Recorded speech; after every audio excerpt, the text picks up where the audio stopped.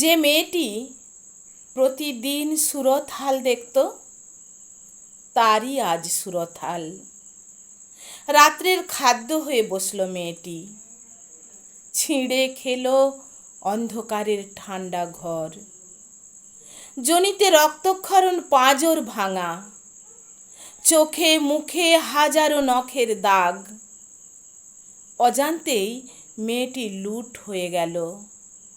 ও চায়নি এভাবে লুট হয়ে যেতে, মানুষের পাশে থাকতে চেয়েছিল, বন্ধুর মতো সেবা দিতে চেয়েছিল।